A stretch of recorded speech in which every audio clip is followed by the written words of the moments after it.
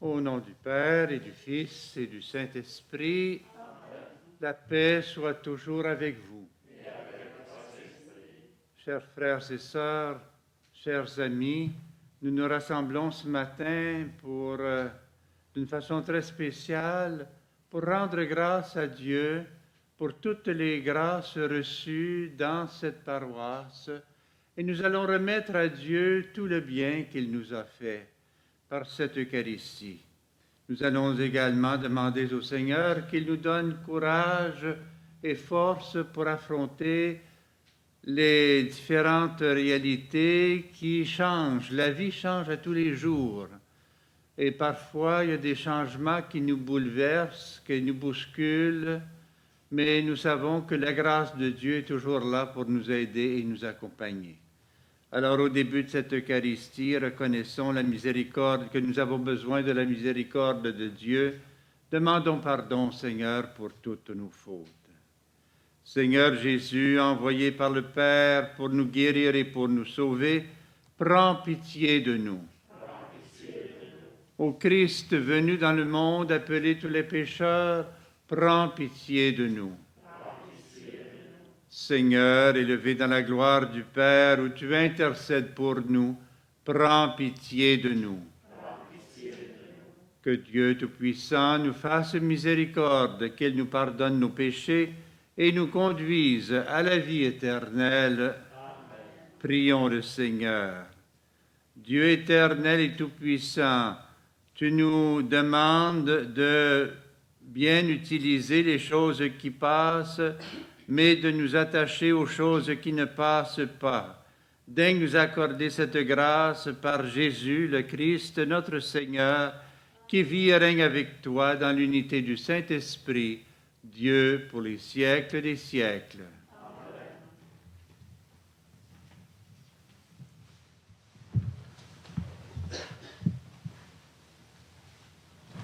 Lecture de la lettre de Saint Paul apôtre aux Éphésiens.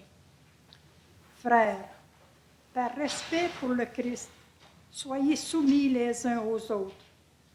Les femmes à leur mari comme au Seigneur Jésus. Car pour la femme, le mari est la tête, tout comme pour l'Église, le Christ est la tête, lui qui est sauveur de son corps. Eh bien, puisque l'Église se soumet au Christ, qu'il en soit toujours de même pour les femmes à l'égard de leur mari. Vous les hommes, aimez votre femme à l'exemple du Christ.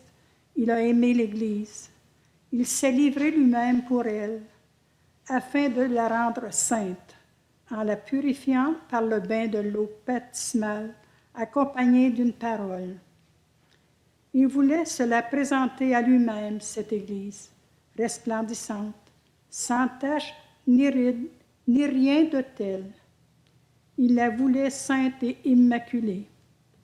C'est de la même façon que les maris doivent aimer leurs femmes comme leur propre corps.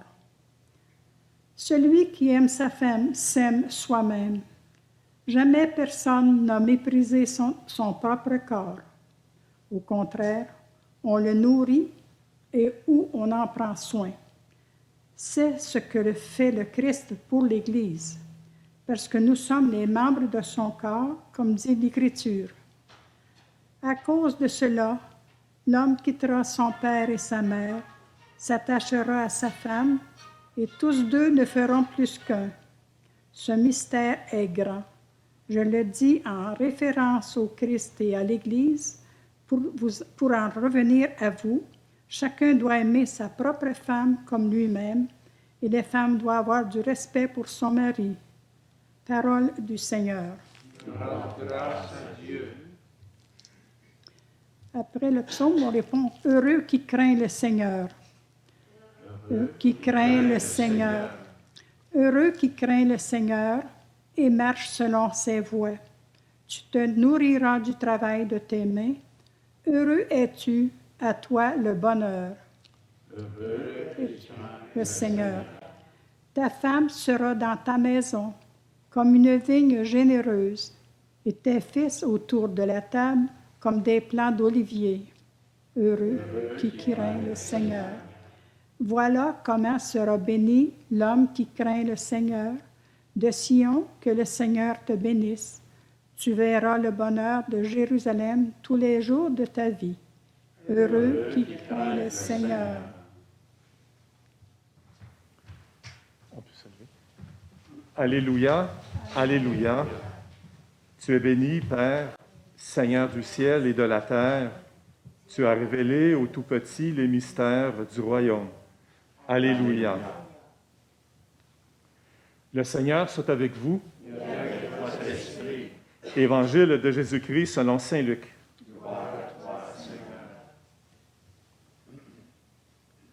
En ce temps-là, Jésus disait, « À quoi le règne de Dieu est-il comparable? À quoi vais-je le comparer? Il est comparable à une graine de moutarde qu'un homme a prise et jetée dans son jardin. Elle a poussé, elle est devenue un arbre, et les oiseaux du ciel ont fait leur nid dans ses branches. » Il dit encore, « À quoi pourrais-je comparer le règne de Dieu? Il est comparable au levain qu'une femme a pris et enfoui dans 3 mesures de farine jusqu'à ce que toute la pâte ait levé. » Acclamons la parole de Dieu. Louange à toi, Seigneur Jésus. Chers frères et sœurs dans le Christ, chers amis, nous nous rassemblons, comme je le disais au début de cette Eucharistie, pour rendre grâce d'abord et avant tout au Seigneur pour toutes les grâces reçues dans ce milieu. Le Seigneur est toujours généreux et il a été abondamment envers vous et envers tous ceux qui ont vécu dans cette paroisse. Une paroisse, c'est toujours le signe et le symbole d'une mère qui accueille ses enfants, d'une mère qui soutient ses enfants, d'une mère qui pardonne ses enfants, d'une mère qui nourrit ses enfants. Et c'est toujours déchirant que de perdre sa mère. J'ai vécu cette expérience, même si le Seigneur a été généreux envers elle. Elle a vécu jusqu'à 101 ans. Mais ce n'est pas parce qu'elle avait 101 ans que c'était quelque chose de facile que de s'en départir. Surtout quelqu'un que l'on a aimé, quelqu'un qui a pris soin de nous et quelqu'un qui nous était très cher. Eh bien, c'est la même chose pour une paroisse. À un moment donné, on s'aperçoit que, à cause du temps, à cause des circonstances, on ne peut plus continuer comme avant.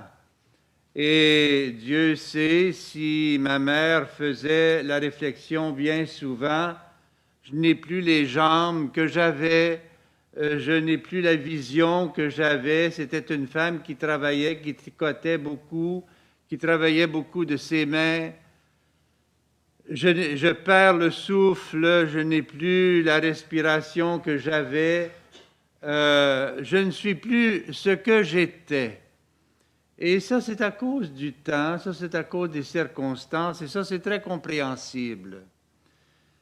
Ça ne veut pas dire que ça n'a pas été une personne qui a beaucoup donné, qui a beaucoup aimé, qui a été au service des autres, mais est arrivée à un point où elle n'en pouvait plus. Et elle ne pouvait plus comme auparavant. Et c'est un petit peu la même chose pour une paroisse, surtout un édifice, l'édifice de l'église paroissiale. On sait bien que on voudrait bien continuer comme avant, mais on s'aperçoit qu'il y a du vieillissement, qu'il n'y a plus la population qui participait autrefois d'une façon régulière et abondamment. Et le soutien de la paroisse, soit au niveau du personnel, soit au niveau financier, n'est plus le même. Donc, il faut prendre une décision.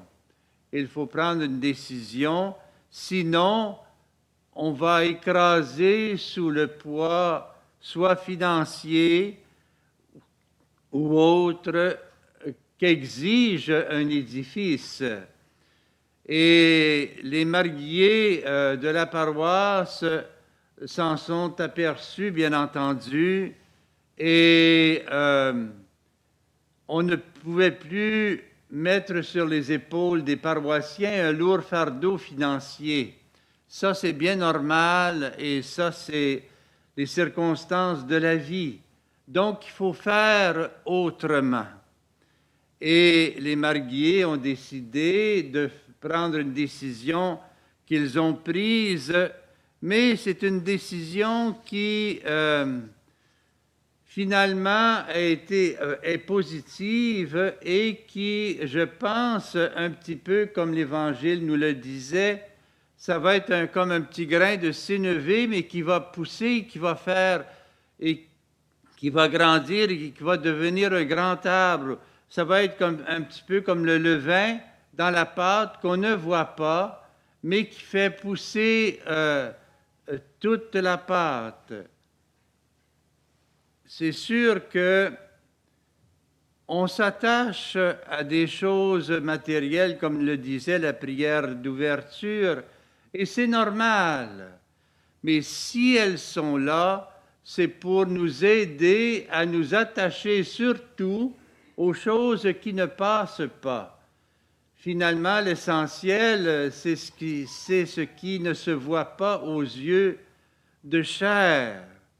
Et les choses qui demeurent, c'est à cela qu'il faut s'attacher. Et tout le reste est là pour nous aider à nous attacher aux choses qui demeurent. Non pas prendre la place des choses qui demeurent, mais nous aider à nous orienter vers les choses qui demeurent et qui sont éternelles.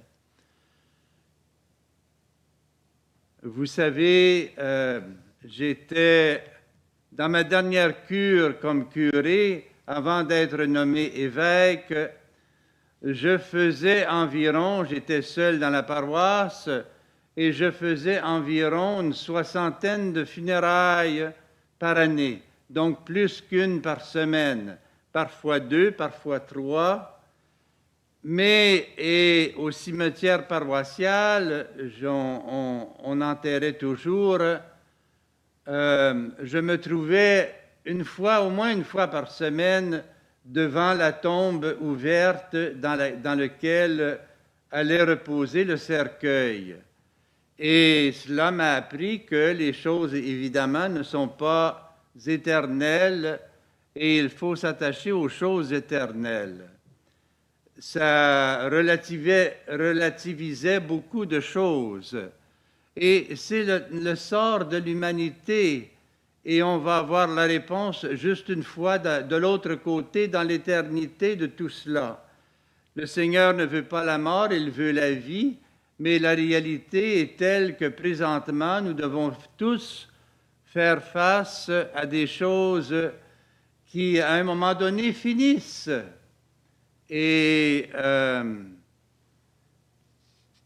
c'est pour cela que la paroisse existe et le tournant missionnaire est là pour nous rappeler que nous sommes invités à vivre de choses éternelles, c'est-à-dire l'amour du prochain, le don de soi.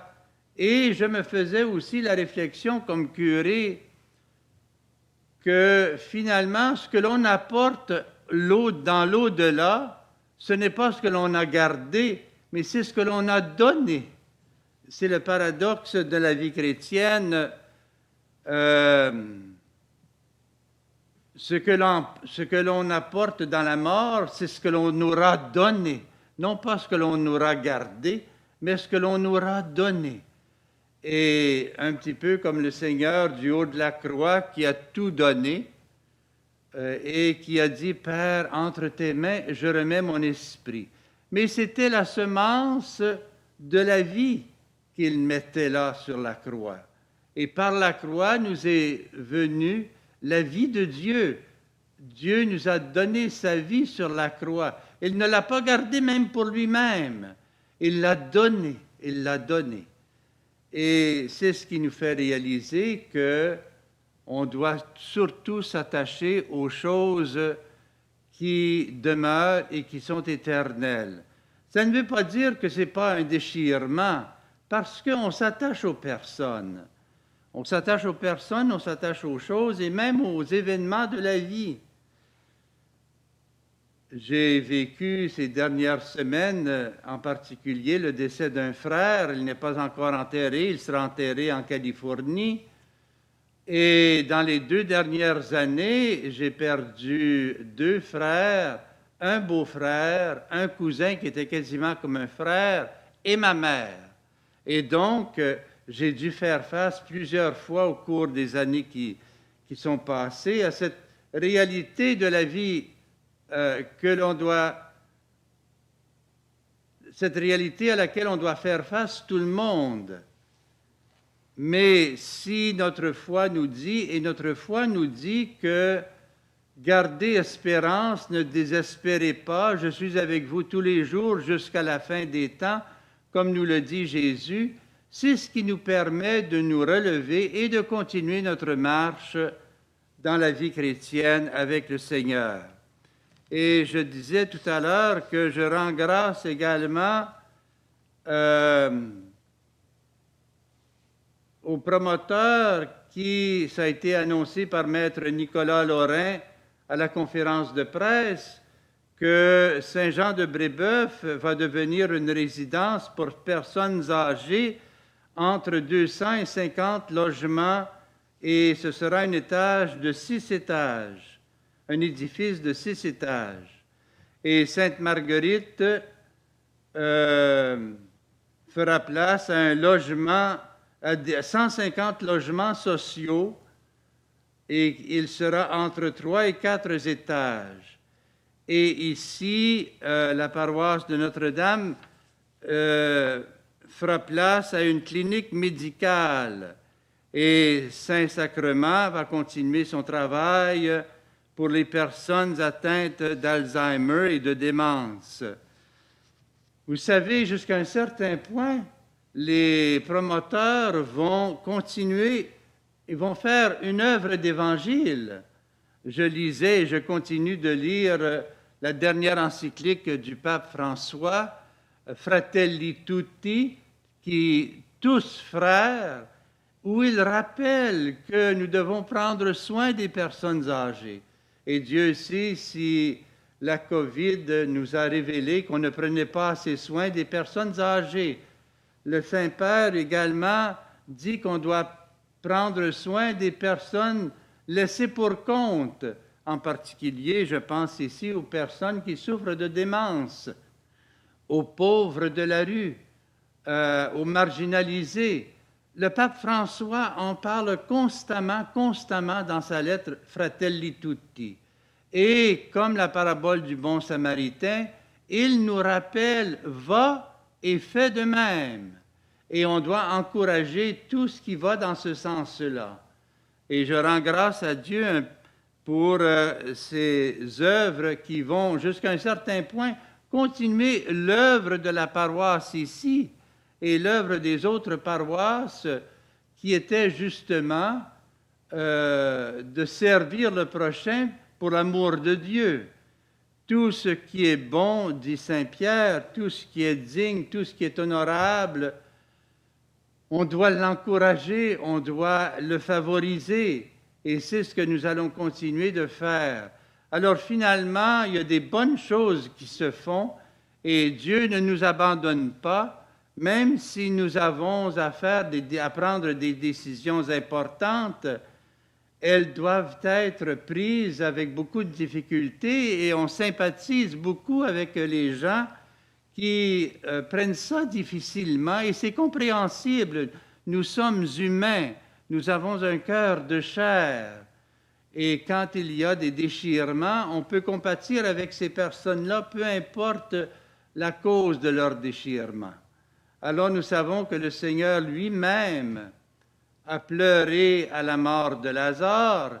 Il avait du sentiment, il avait un cœur, et il a été affecté par la séparation de son ami, mais ça lui a donné l'occasion de révéler qu'il était la vie et que même la mort n'arrêterait pas la vie et il a ressuscité son ami Lazare. Alors au cours de cette Eucharistie, c'est le Seigneur, encore une fois, qui vient vers nous et qui se donne à nous et qui nous rappelle que nous devons vivre de l'amour de Dieu et du prochain. C'est ça qui est l'essentiel de la vie chrétienne.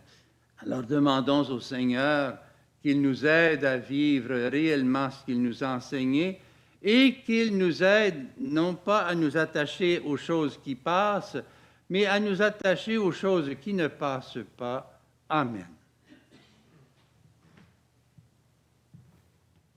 Levons-nous donc maintenant et prions ensemble pour les besoins de l'Église, du monde et pour chacun et chacune d'entre nous. Et nous dirons après chacune des intentions, Seigneur, écoute-nous, Seigneur, exauce-nous. Pour le Saint-Père, le Pape François, que le Seigneur lui accorde courage, force dans son ministère de pasteur universel. Prions le Seigneur.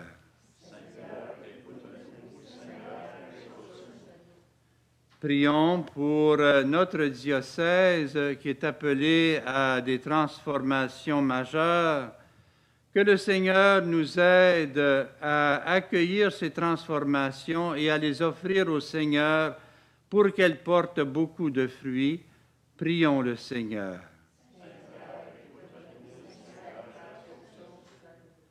Pour toutes les personnes qui souffrent dans leur cœur, dans leur corps, dans leur âme, pour toutes les victimes de la pandémie, de la COVID, que le Seigneur leur accorde courage et guérison véritable. Prions le Seigneur. Et pour toutes les personnes qui sont décédées de la COVID, que le Seigneur les accueille dans son royaume. Prions le Seigneur. Dieu éternel et tout-puissant, toi qui connais nos cœurs, qui sont à la fois dans l'action de grâce, mais qui souffrent également de choses parfois qu'il ne comprend pas, daigne nous accorder les lumières de l'Esprit Saint pour que nous puissions avancer avec confiance sur le chemin que ton Fils nous a indiqué et qui conduit jusqu'à la vie éternelle. Nous te le demandons par ce même Jésus, le Christ, notre Seigneur.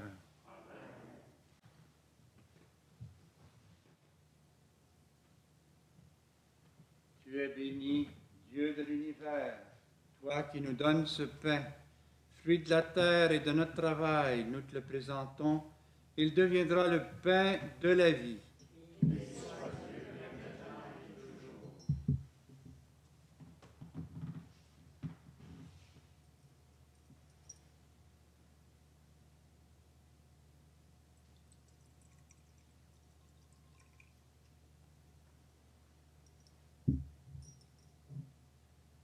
Comme cette eau se mêle au vin, pour le sacrement de l'Alliance, puissions-nous être unis à la divinité de celui qui a pris notre humanité. Tu es béni, Dieu de l'univers, toi qui nous donnes ce vin, fruit de la vigne et de nos souffrances. Nous te le présentons, il deviendra le vin du royaume éternel. Prions ensemble maintenant au moment d'offrir le sacrifice de toute l'Église.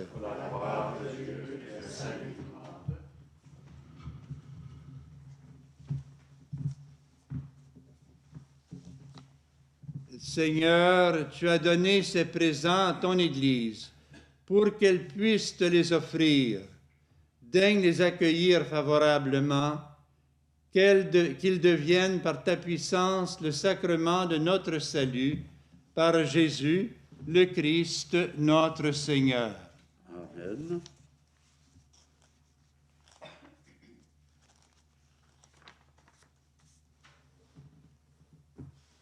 Le Seigneur soit toujours avec vous. Et avec votre esprit, Élevons notre cœur. nous la tournons vers le Seigneur.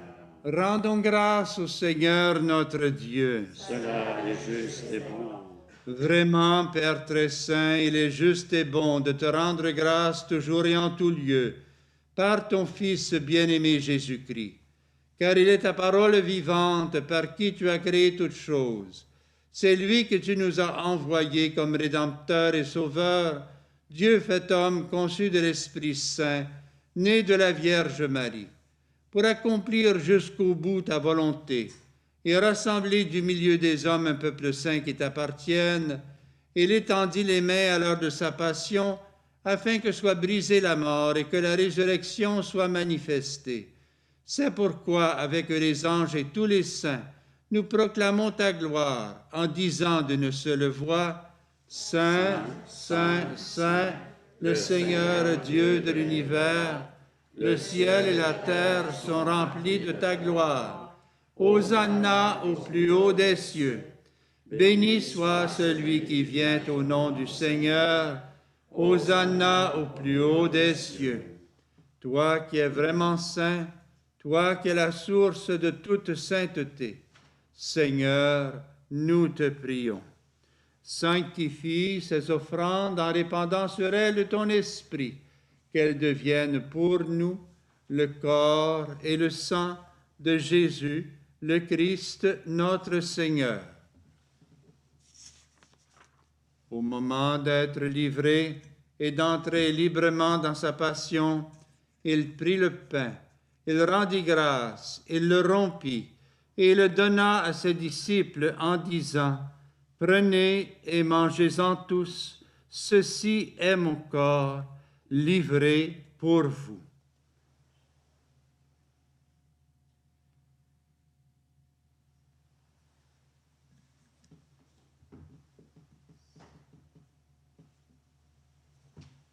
De même, à la fin du repas, il prit la coupe. De nouveau, il rendit grâce et la donna à ses disciples en disant, « Prenez et buvez-en tous, car ceci est la coupe de mon sang, le sang de l'alliance nouvelle et éternelle qui sera versé pour vous et pour la multitude en rémission des péchés. Vous ferez cela en mémoire de moi. »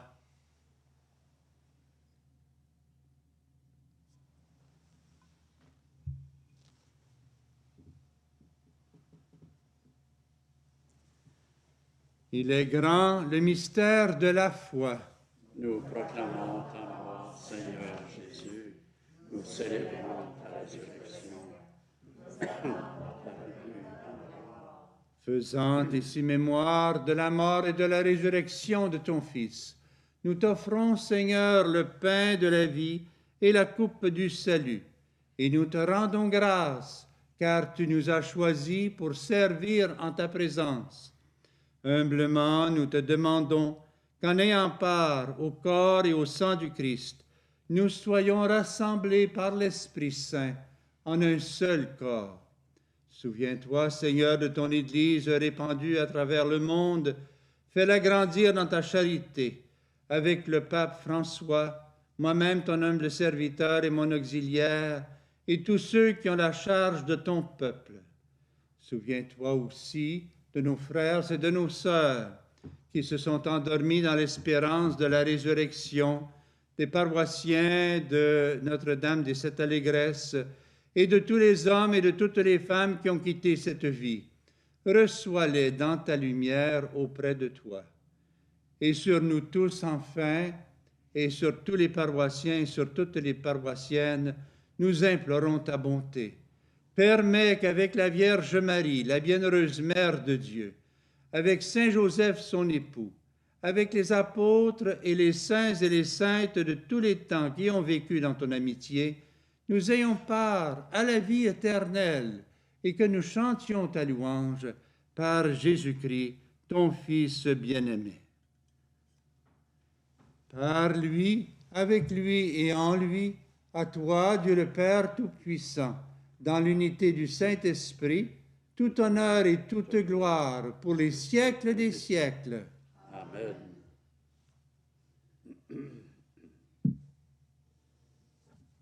Le Seigneur, du haut de la croix, a dit, « Père, entre tes mains, je remets mon esprit. En d'autres mots, il a tout remis entre les mains de son Père. Et je pense que c'est ce que nous devons faire dans cette circonstance et dans la vie de chacun, dans la vie de tous nos jours, dans la vie quotidienne de chacun et de chacune d'entre nous. C'est comme ça que l'on vit en action de grâce. On remet les grâces au Seigneur, les grâces qu'il nous a données. C'est tout ce que nous pouvons faire. C'est donc en action de grâce que nous reprenons la prière que le Sauveur nous a laissée. Notre Père qui es aux cieux, que ton nom soit sanctifié, que ton règne vienne, que ta volonté soit faite sur la terre comme au ciel. Donne-nous aujourd'hui notre pain de ce jour. Pardonne-nous nos offenses comme nous pardonnons aussi à ceux qui nous ont offensés. Et ne nous laisse pas entrer en tentation, mais délivre-nous du mal. Délivre-nous de tout mal, Seigneur, et donne la paix à notre temps et à notre cœur. Par ta miséricorde, libère-nous du péché et rassure-nous devant les épreuves en cette vie où nous espérons le bonheur que tu promets et l'avènement de Jésus-Christ, notre Sauveur. Car c'est à toi qu'appartiennent le règne, la puissance et la gloire, pour les siècles des siècles. Seigneur Jésus-Christ, tu as dit à tes apôtres, à tes amis, et tu nous redis encore aujourd'hui, je vous laisse la paix, je vous donne ma paix. Ne regarde pas nos péchés, mais la foi de ton Église. Et pour que ta volonté s'accomplisse, donne-lui toujours cette paix et conduis-la vers l'unité parfaite, toi qui vis et règnes pour les siècles des siècles. Amen. Que la paix du Seigneur soit toujours avec vous. Et avec votre esprit. Que le corps et le sang de Jésus-Christ, réunis dans cette coupe, nourrissent en nous la vie éternelle. Agneau de Dieu, qui enlève le péché du monde, prends pitié de nous. Agneau de Dieu, qui enlève le péché du monde, prends pitié de nous. Agneau de Dieu, qui enlève le péché du monde, donne-nous la paix. Seigneur Jésus-Christ, Fils de Dieu vivant, selon la volonté du Père et avec la puissance du Saint-Esprit, tu as par ta mort donné la vie au monde. Que ton corps et ton sang nous délivrent de nos péchés et de tout mal. Fais que nous demeurions fidèles à tes commandements et que jamais nous ne soyons séparés de toi.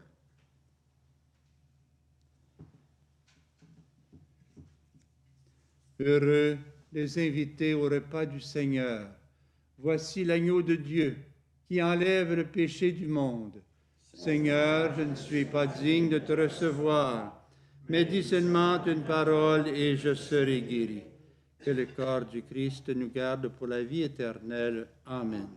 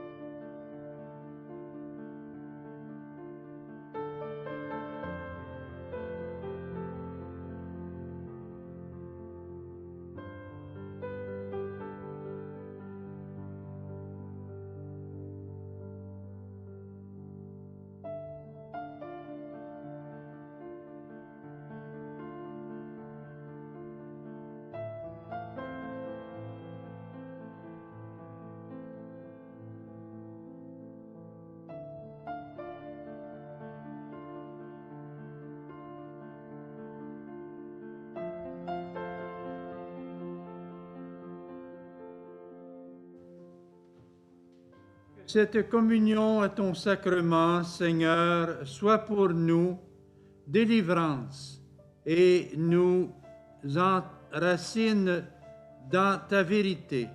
Nous te le demandons par Jésus le Christ, notre Seigneur. Veuillez vous asseoir.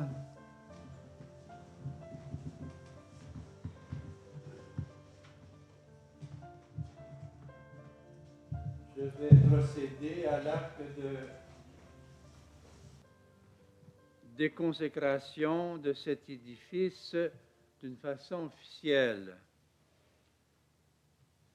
Considérant qu'une église est un édifice sacré destiné au culte divin, où les fidèles ont le droit d'entrer pour l'exercice du culte divin, surtout lorsqu'il est public, selon le canon 12014, et considérant que le 9 janvier 2002, la paroisse Notre-Dame des Sept Allégresses qui fut érigée en 1911, a été annexée à la paroisse de l'Immaculée Conception de la Très Sainte Vierge, conformément au canon 121 du Code de droit canonique, considérant que le 1er janvier 2018, la paroisse Immaculée Conception de la Sainte Vierge, à laquelle l'Église Notre-Dame des Sept Allégresses était fusionnée en janvier 2002, a été à son tour annexée à la paroisse Saint-Vincent-de-Paul, qui a changé de nom à la même date pour devenir la paroisse du Bon Pasteur, en conformité avec les articles 2 et 21 de la loi des fabriques, selon le canon 515, paragraphe 2, et considérant qu'à la réunion du 17 septembre 2020, le Conseil presbytéral fut informé et a appelé à donner son avis sur l'état des lieux de culte du diocèse, entre autres ceux de la paroisse du Bon Pasteur, fut entériné le 20 octobre 2020 par la résolution de la fabrique de la dite paroisse, tout en veillant à ce que le bien des âmes ne subisse aucun dommage selon les normes canoniques.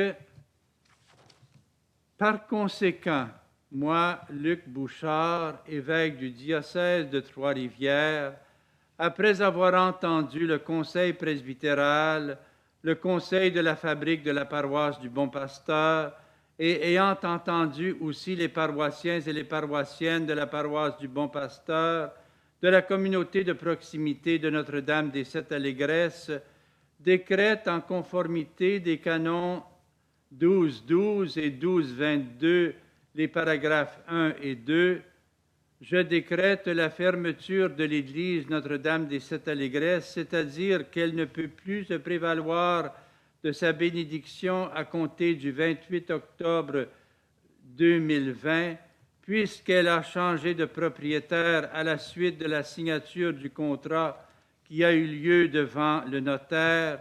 L'Église Notre-Dame des Sept Allégresses a dorénavant un nouveau propriétaire. Cependant, le présent décret prend effet le 28 octobre 2020. L'édifice sera désaffecté au culte et pourra servir à un usage profane qui ne soit pas inconvenant. Le présent décret est rendu public par sa lecture lors de la messe du mardi 27 octobre 2020 et sera lu et publié dans toutes les communautés de proximité de la paroisse du Bon Pasteur, donné à l'évêché de Trois-Rivières le 23e jour du mois d'octobre de l'an 2020. C'est signé Luc Bouchard, évêque de Trois-Rivières, et Romaric Stanislas Ebara et tout, prêtre chancelier. Alors, je laisserai une copie de cela ici à la paroisse qui pourra le publier dans les feuillets paroissiaux. Le Seigneur soit toujours avec vous. Et que Dieu Tout-Puissant vous bénisse et vous garde, le Père, le Fils et le Saint-Esprit. Bon courage à tout le monde et merci de vos prières et continuez d'être dans l'action de grâce et continuez de vous attacher aux choses éternelles et non pas aux choses qui passent. C'est la leçon que le Seigneur lui-même nous fait. Amen. Une bonne fin de journée à tous et à toutes. Allez dans la paix du Christ.